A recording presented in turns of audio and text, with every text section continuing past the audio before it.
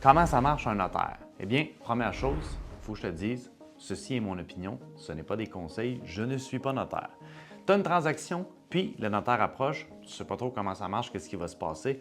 Bien, je vais essayer de t'expliquer le mieux possible. Tout l'argent de la transaction, ça veut dire la personne qui va acheter, va prendre l'argent, va la donner au notaire. C'est lui qui va s'occuper de tout ce qui est argent. Donc, lui va le mettre dans son compte en fidéicommis. Fait que toi, si tu es l'acheteur, il faut que tu amènes ton argent, normalement, minimum 2 jours chez le notaire avant. Fait que tu peux calculer ça dans tes trucs. Puis le vendeur, lui, c'est l'inverse. Le notaire, quand il va signer la transaction, quand vous allez faire l'acte de vente, le notaire, il faut qu'il publie sur le registre foncier. Le registre foncier, c'est le registre gouvernemental avec toutes les propriétés, puis tout ce qui est lié avec les propriétés. Le notaire, une fois qu'il a publié la vente, qu'il a radié l'hypothèque, bien là, il peut te remettre ton argent. Fait que calcule environ 2 jours ouvrables après être allé signer l'acte de vente, c'est là que tu vas recevoir ton argent. Aussi, c'est le notaire qui va prendre les rendez-vous.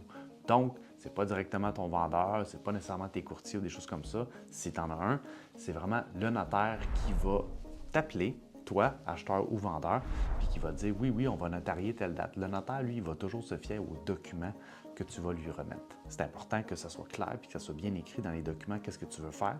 Puis de toute façon, c'est toujours mieux que ça soit par écrit que juste des paroles. Fait que si tu as une transaction où est-ce qu'il n'y a pas de courtier, bien, c'est important de dire qu'est-ce qui va se passer dans la transaction sur papier, parce que ton notaire, lui, il va prendre tout ce qui est écrit sur papier, puis c'est ça qu'il va appliquer. Fait que la date qui est écrite de notarié, si jamais c'est une date fériée, si jamais c'est une fin de semaine, c'est correct, t'inquiète pas, ça se peut que ça bouge.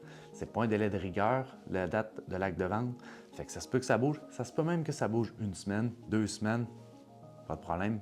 Si jamais ça affecte une autre transaction ou si ça affecte quelque chose d'important pour toi, mentionne-le, parce que ça se peut que la date, elle bouge un petit peu, puis c'est correct. Comme je te disais, c'est pas un délai de rigueur.